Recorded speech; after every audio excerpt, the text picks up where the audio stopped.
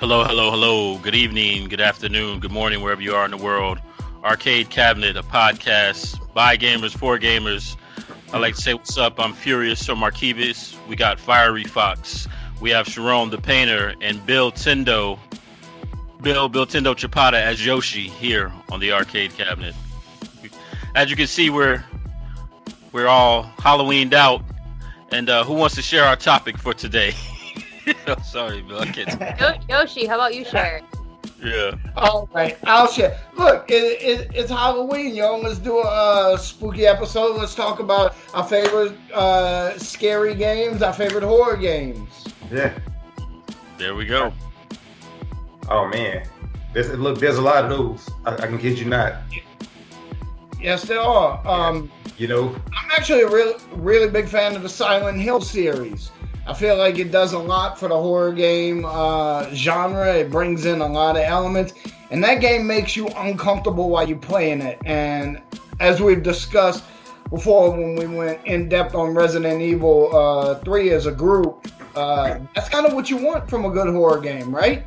Yeah. Like, you want it to make you feel uneasy. You want to feel uncomfortable while you're playing it. Right. I tell you, one of the best games I thought that, well, it was part of Silent Hill, I guess, but it was a PT teaser that was on the PlayStation 4. Oh, yeah. And I remember going over to a friend's house, and this was before I actually had a PlayStation 4. And I got to mess around with that, and man, I mean, all you do is walk around over and over in the hallway, and I mean, it's spooky. I mean, it really was. And yeah. I mean, it almost makes you afraid to turn around in the game. You know, it does that. It was very unsettling. I wish they had released it. I wish I could find it. Well, guess what? I heard that it's going to be on the Switch. Uh-oh, okay. Really? That's what I heard, and I heard with the drop of the new PlayStation that you might be able to find it. So I don't know how accurate that is, but that's what I have heard. So this is an really interesting cool thing. One of my buddies found a PlayStation 3 used that he only paid a couple dollars for, and it had that on there. Now, because that is on there, just that teaser is downloaded on it, because once you download it, it's gone. Once you delete it, it's gone, right? Yeah. Mm-hmm. Those things are selling a PS3 with that teaser downloaded, you could get from $500 to $700 for. Wow. I thought it was on From PlayStation 4. just that trailer. I didn't realize it was on the 3 also. Yes. Oh man. You know what? I'll tell you what was a really cool game that I enjoyed playing that was on the PlayStation 4 was this game called Untitled Dawn. Have you ever heard of it? Yeah. Briefly. It's a lot of fun. It is. And the thing about that game is all of your characters can die, or they can survive, or one or two can survive. It's all on how you play the game. Yeah. Everything changes like once they die. It's a butterfly effect type thing. So the game has multiple endings. You know, and the only way to do that is to be perfect or not so perfect. It's all on how you play the game. But it was a lot of fun. Well, and all the characters are actually like famous actors and actresses too. Yeah. So that's kind of cool as well, because it's kind of like a merging of like video games and movies, like playing a movie. Yeah, they did a really good job on it. And there was another one that I also bought. I can't remember the name of it right now, but it was kind of a spinoff of that game. And you were like on the ship, and it had multiple characters, and you had to like kind of navigate through the ship, and it was like almost like a World War II vessel, and it was haunted, and it was really trippy. But I can't think of the name of it right now. It'll come to me. But yeah, Okay. yeah. Dude, that sounds pretty cool. That sounds like something I like to get a hold of. I'm actually looking, like, you guys know that I pick out certain games that I'm looking for my collection that I really want to play. And right now, there's a Wii game I'm really looking for, but it's expensive, man. I'm trying to find it for cheap. It's Ju-On the Grudge. And I know you guys remember the Grudge movies. Oh, yeah. At the same time as The Ring. Well, Ju-On was the Japanese name for the movies. And the thing is, like, they made a haunted house simulator for Wii. And it's supposed to be an extremely terrifying game. But that game's going for like $80 right now. And I've been looking for it for a decent price because it's something I really want to play. Right. Yeah. Oh, and getting back to what I was saying, the name of that game is called Man of Medan. I just thought about it. Man of Madonna. Nice. Man of Madonna. Yeah. I say my favorite scary game. First favorite scary game was Ghouls and Ghosts and House of the Dead 2 for the Dreamcast. Love House of the Dead. Yeah. I remember those. I actually have House of the Dead 2 and 3. I have 2 for the Dreamcast, and I have a combo pack 2 and 3 for Wii. That comes with the little Nyko gun. Man, it's great. Wow. The House of the Dead game for an on-the-rails shooter, those were great games, and like they made you like antsy. You were anxious. Oh yeah. Playing. Oh yeah. And for on-the-rails shooter, that's pretty cool. No, I'm gonna tell you what was another really cool on the rail shooter was the Resident Evil Umbrella Chronicles. Okay. Yes. Especially Yes. the first one. Absolutely. That was Mark. I'm telling you, you got a Wii. You have got to play Umbrella Chronicles. I mean, it's great, and it's almost like you're playing House of the Dead. That's all it is, but it's the Resident Evil, and man, everything in that game is there. Okay. And there's 2 versions of it. I never finished either one. It got that hard toward the end. I just gave up and moved on. But yes. That was actually only the second game I ever got for my Wii. I was like, wait, they made a Resident Evil for Wii? I'm getting this. And I can't remember when I got it at like a yard sale or something. I got home and I'm like, man, this is a pretty cool game. Yes. And you said something earlier that I'm still processing. Wii and terrifying game. Yeah, it can happen, man. I know Wii was marketed as family friendly and all that, but at the end of the day, man, it's all up to the developer to use that hardware in such a way that it makes you feel that way. Like if you can play action adventure games. Legend of Zelda is great on Wii, but I don't think the platform matters when it comes to horror games. Right. That's true. You just have to have the willingness to immerse yourself in that environment. Right. But no, you're right. Like mentally, it kind of doesn't connect almost, you know? Like family friendly Wii horror game, you know? Well, stop and remember that Friday the 13th was on Nintendo. Yes, it was. Man, that game was so hard. Yeah. Look, I had to look at the YouTube tutorial just to find out how to beat the game, and I'm not going to try. Didn't they have a Nightmare on Elm Street? And why haven't they done Nightmare on Elm Street on any other platforms? I mean, I think that would be skipped, given it would be done right. Freddy Krueger was in Mortal Kombat. Oh yeah, that's true. Yeah, so. Yeah, but that's not the same as having his own game on, you know, Xbox. I'm sure it's probably been tried, but it probably boils down to licensing and everything, and who knows? But that's not to say that it won't happen in the future. I mean, I don't know. Maybe they'll see this podcast and be like, "Oh, Nightmare on Elm Street." Right. Hopefully. I actually, as a guess, I think I know what Jenny's game is going to be. Fieryfoxx, I think I know. I think I know what your game is going to be because it's perfect. You're a little bit younger than us. You're the reasonably relevant to the youth of today. These youths. Yeah, but the youths. The youths. I think I know what your game is. Okay, what is it? Let's see. Five Nights at Freddy's. You know what's so funny? All the kids at the elementary school that I work at love that, and I have never played it.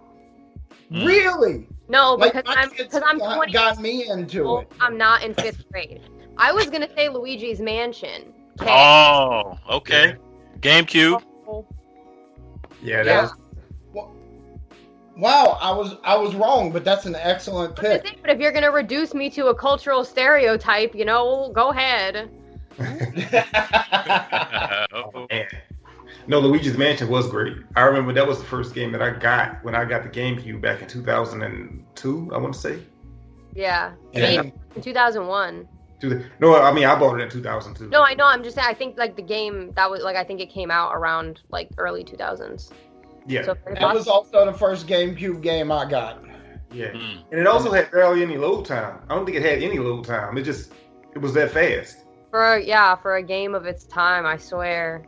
Yeah. Hey, did you guys notice that the music changed when you go into a room? Yeah. If you had gotten everything you need to get in that room, the music was different than if there was still stuff in the room. Yeah, and the lights were also on. Yeah, I didn't know if people noticed the change in music or anything, like if it was widely noticed. Yeah. But I definitely caught on to that.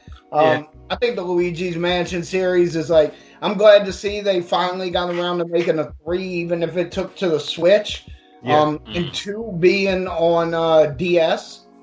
But at the same time, like, that's a game that they can build series on. Why not let Luigi have his own independent series that is good? You know, I'll never forget like the little slogan that they had when the GameCube released, because you know normally when Nintendo releases, it always releases with a Mario game. So that time it released with a Luigi game, and it was like Luigi's on, like in the front and Mario was like in the back, mad about it. Yeah. So did that game? Because I've seen footage of the game. It looks very impressive. Are there scary elements like Resident Evil type jump elements in it, or a little bit? Nintendo game. Jump. I would think it gives you platformer anxiety is what it gives you. Like you're playing a platformer and it gives you anxiety about being able to pull off certain things. But at the same time, it still got that platformer feel to it. And it's not really a jump scare type game, but it's just a platformer with a dark tone. It's more of a Mario friendly Ghostbusters. There we go. Yeah. Yeah, that's basically what it is, because Luigi has a vacuum cleaner and he has to suck the ghost up, you know, so they keep it friendly, but they did really well with it, you know. And I had a lot of fun playing. In fact, I don't normally play through games more than once, but I can say I played through that game several times. It's not that long even. I mean, you can finish it in about 2.5 hours. Oh wow. Yeah, it's not long at all. But it's a lot of fun. I recommend it. But yeah, in fact, I don't know if I have a second one, I'll send it to you. But yeah, the game's great. Oh yeah. You know what? I wonder why they didn't do a Wii port of it. You know, it seemed like it would have. Because you could play it in a Wii. It seemed like it. I know you could, but what if you bought a second generation Wii or something? Dude, you could. Twilight Princess came out on GameCube and Wii at essentially the same time.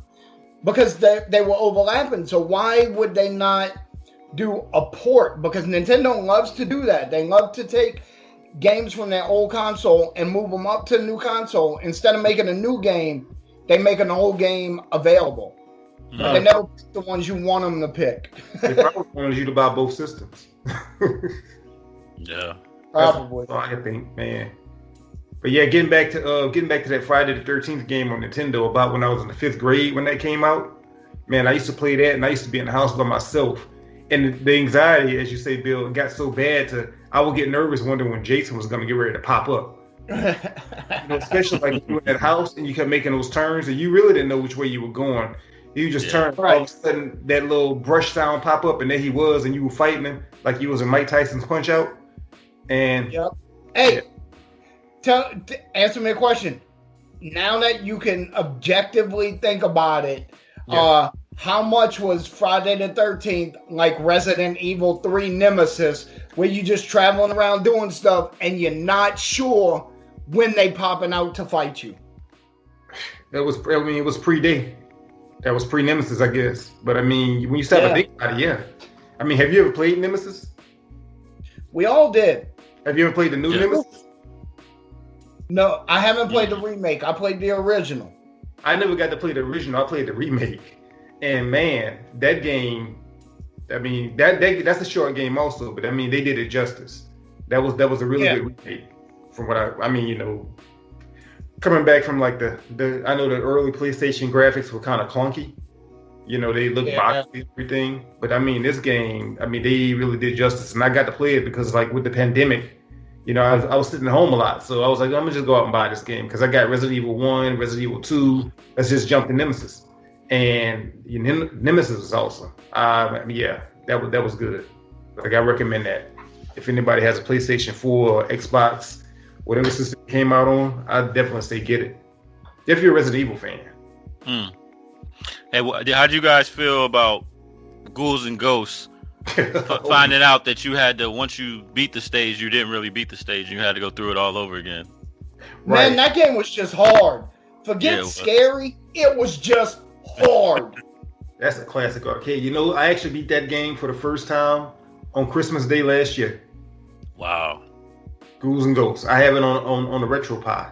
And I tell you what, knowing that you had to go through it the second time, I actually tried to go through it the first time and see if you could find that bracelet, but you can't. You don't know about it until you get to the end of the game. I mean, that's how it is. And you can find it in the first level. The problem comes is if you lose it. You know, because then it's hard to find. Again, you have to find, with that game, you have to find your pattern. You know, I found it was easy for me to get that. It was one stage like you were floating and they had like these gargoyle statues. And first the first chest is always going to be like the Jinx or something like that. And then the second chest is the bracelet. You have to find that pattern with it, but you have to find where it works for you, and you have to keep it also, because once you lose it, I tell you what, it's hell to get that bracelet again. You almost have to just reset the whole entire game, because I mean, that game's a bitch, but it's a lot of fun. And the last boss, Lucifer, I mean, he's nothing to fight. The problem is getting to him. Yeah. I mean, I don't know if y'all ever finished it, but yeah, that was a great game. Yeah, dude, look, they were fun, but man, those Ghouls and Ghosts games, all of them, whether it be for NES, SNES, or Game Boy Advance, they were hard, man. It was on Sega also. Like people now, unlike you hear people now talking about modern gaming, they're like, "Oh man, Dark Souls is so hard. Dark Souls is so hard." Man, go back and play Super Ghouls and Ghosts with no internet, where you can't find nothing out. Like you got problems. You got to figure it out. Yep. You know what it's hard, and you got to figure it out. See, back then, when we were in school, everybody had the same game. Everybody was playing the same game. So you all just kind of circled around that tree or like that park bench or whatever, and you shared gaming secrets. You know, I remember that's how I did it too. I found out from an Asian kids, like, you got to find this hammer, and you have to find it in this castle, and you have to go down there, and you have to bust that brick, and then you have the water monster down there. You got to play the whistle, and you have to get through. And I was like, okay, and then that's how we found our secrets back then. At least that's how I did. But, I mean, I think that's how a lot of people did. That's how you talk to your friends. Yeah, that's how I found out the secret about the whistles in Mario 3. With the exception of the movie The Wizard, there was 2 other whistles, and I even found the secret about that. Like, you can warp from the warp zone. It'll take you from level 3 to the first row, 1, 2, 3. If you warp again right there, it'll take you straight to 8. You know, you'll skip 4, 5, and 6. 5, 6, and 7, or something like that. But yeah, that's how we found our secrets back then. Yep. Well, I found the warp whistles from my grandma. She told me. Yeah. Oh yeah, that's right. Shout out to Grandpa. Yeah. Grandma, the gaming guru. Look. Yeah, she was great. Those gaming books were very expensive back then, so you had to figure this shit out. Oh, dude. You remember that one guy that showed up to school with his Super Mario 3 guidebook? Yep. The Nintendo Power? Man, that guy was the shit the whole week, you know? Right. Yeah, he might as well been wearing a chrome suit. He was so cool. I'll tell you what's cooler than that is when they showed up with the one with Super Mario World, and I didn't even have the system yet. You were just excited looking through the book. Oh yeah, the graphics and stuff, yeah. I was like, man, check that out. Look, I used to look at the Sears magazine just to look at the graphics. Yeah. Oh, let me tell you something. Now, I want to point out that this is brilliant. Now that you mentioned that, we got something in the mail the other day. The Amazon Wish Book, and it's just a toy catalog for kids off of Amazon. And it reminded me of the Sears book we all had when we was kids. Oh, yeah. You pass it around, and everybody would circle what they wanted for Christmas. But all this is it's a book, a yay thick, like a 1/2 inch thick. And it's filled with toys and game systems and stuff like that.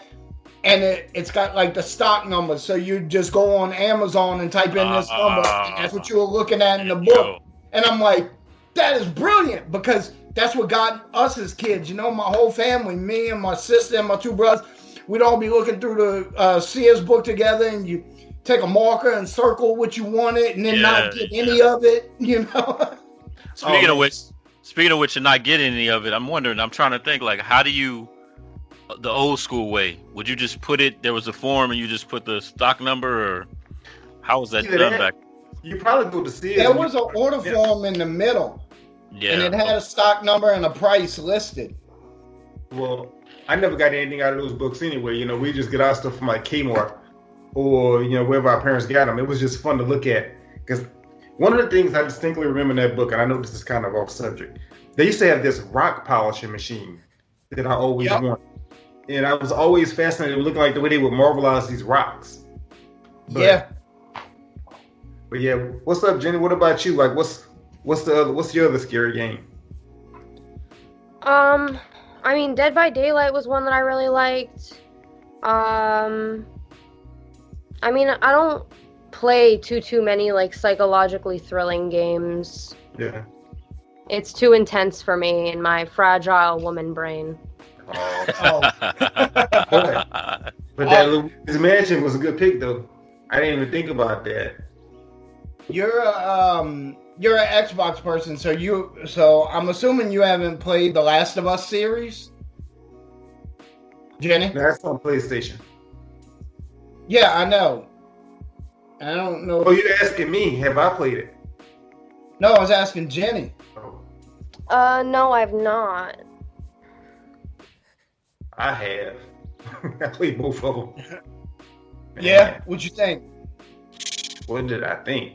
Man, like I tell you what, it was. That was a good game. Especially like you have to like these clickers.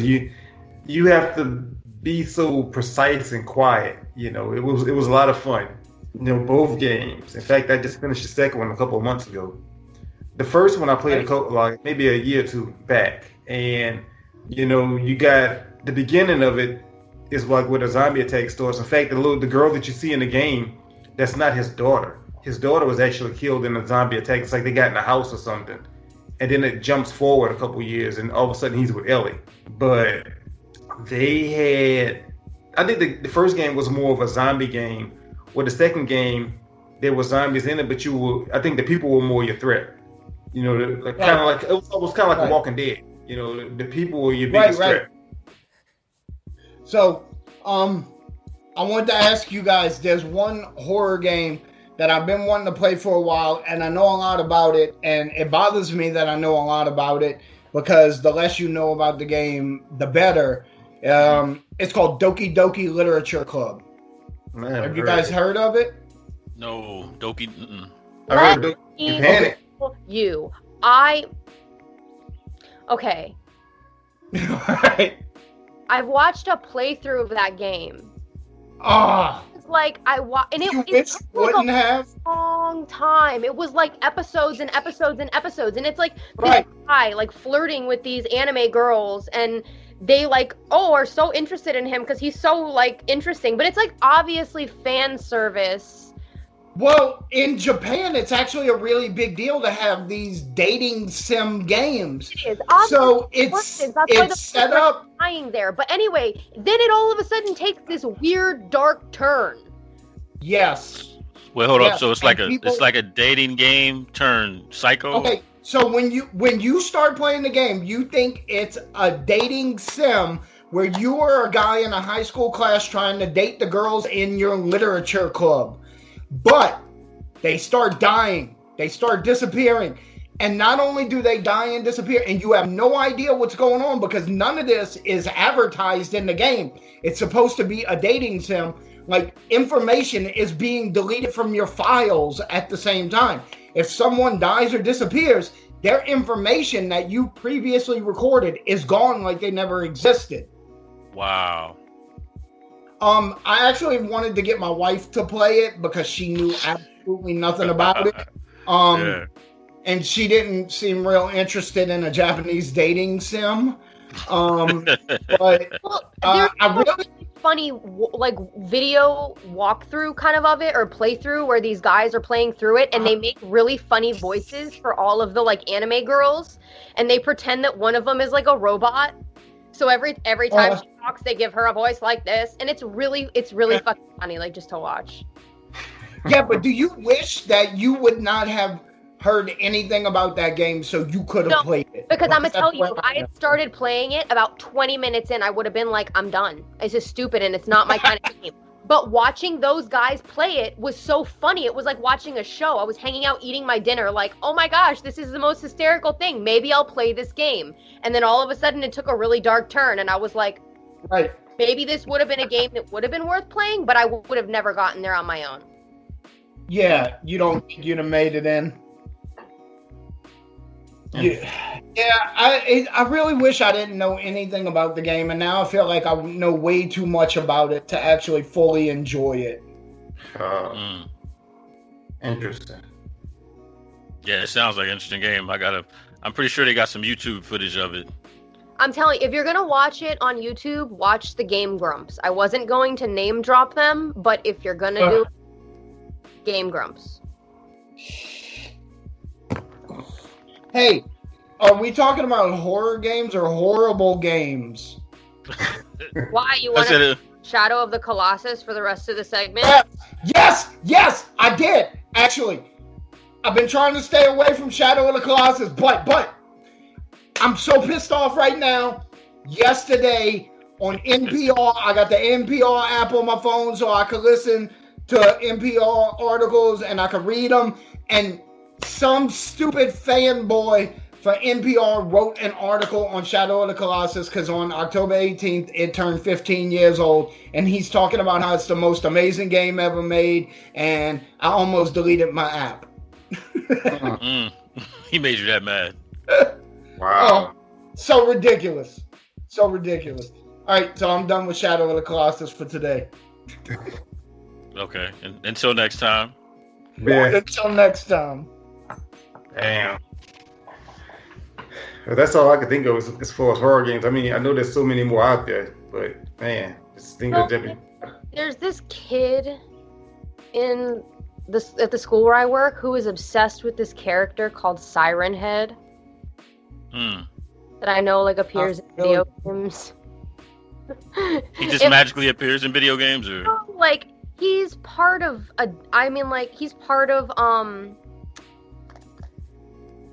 it's part of this short horror film, but then there's also this game. I forget what the game is called, but it's all darkness, and you're kind of wandering through the darkness, and you can kind of see there's things moving in the dark, but you can't really make it out until you get too close, and then it's this big fucking siren in the darkness, and then it catches you and it kills you, and that's wow. like I said, I forget what it's called, but it's that sounds like Silent Hill for Pyramid Head. Yeah. Watching it be played, very frustrating. I have 2 honorable mentions, and that's going to be Fatal Frame and Clock Tower for PS1. Oh, Clock Tower, yeah, I forgot all about that game. That's the guy with the scissors? Yeah. Yeah, I remember. I didn't even play it, but I sort of remember. I had friends that would play it all the time. And yeah. Yeah, that's actually, I was really excited when I got my my crackhead pack or meth pack, whichever one. It was on one of those for the mini. Yeah. Clock Tower 1 and 2, I think. And I was really excited about that. Well, my honorable mentions are going to be Castlevania. Oh, yeah. I'm surprised we didn't mention that earlier. Yeah, Castlevania was... Yeah, particularly Symphony of the Night, Yeah. That's going to be my honorable mention. In fact, I was just playing that last night and died. Oh, and you said, Bill, you talk about hard. Castlevania was hard. Ooh. Yeah. The original, yes, it was. But, we had a saying back then, it was Nintendo hard. And I try to explain to my kids, Nintendo games were not excessively long. They were fairly short games. Yeah. But they were hard. So you had to get good. That's all there was to it. That's it. You had to get good to where that game wasn't very long, because what should be, if you're half decent at a game, what should be a 2-hour game takes you 15 to 20 hours because it's that hard. Yeah. And then, when you turn it off, fortunately, Castlevania had the password. Yeah. A lot of games didn't. That's true. Yeah, well, password system was the best option at the time, because even back then, games like Legend of Zelda was the first one to store on the cartridge with a battery in it. But even some of those batteries failed early on. Yep. So but for a game like that in Castlevania, there's a big difference. There's only so many options you could have it Castlevania as opposed to Legend of Zelda. But the password system was great. You know, we used it for Mega Man. We used it for DuckTales. We used it for Castlevania and Metroid. DuckTales had a password? I think it did. I could be wrong. DuckTales was so short that you can finish the game in 35, 40 minutes if you actually just get in there and do the job. Yeah, that was one of the easier Capcom games. DuckTales and Mickey Mouse. Yeah, but maybe the most fun. Yeah. It was fun. All right, ladies and gentlemen, I want to say we got a 3-minute warning. So any last words? Yoshi, Unicorn, Pumpkin, Man of Steel. Yeah. Y'all know y'all can find me at Scharonne Art on Facebook, and also My Mind's Eye. You know, that's been up there for a minute, but most people go to Scharonne Art, so it's all linked. Yeah, and you find me there, and also on Etsy, Scharonne Art Store. Okay, and look, I'm Billtendo. You can find me on Instagram. You can find me on YouTube. But what you can also find me on is kicking off this week is the arcadecabinet.com. It is a website specifically for selling and buying video games. You got up, let me know. If you're looking for something specific, we have it for you. We're committed to having a good price for your money and a good value for your games. There you go. Just get that. Because I have a question to ask you after the show, of course. Offline question. Okay. All right, my Markivus of Furyus. Just search Furys on the internet, and also you can catch us on the Arcade Cabinet Facebook page, Amazon Music, Google Podcasts, Apple Podcasts, Spreaker, and you can even ask your Amazon smart device to play the Arcade Cabinet podcast. Don't forget to vote. Oh yeah, please do. Please do. Vote. All right, ladies and gentlemen, and you caught another great episode. And if you catch us visually, you also get to see Billtendo as Yoshi here on the Arcade Cabinet. All right.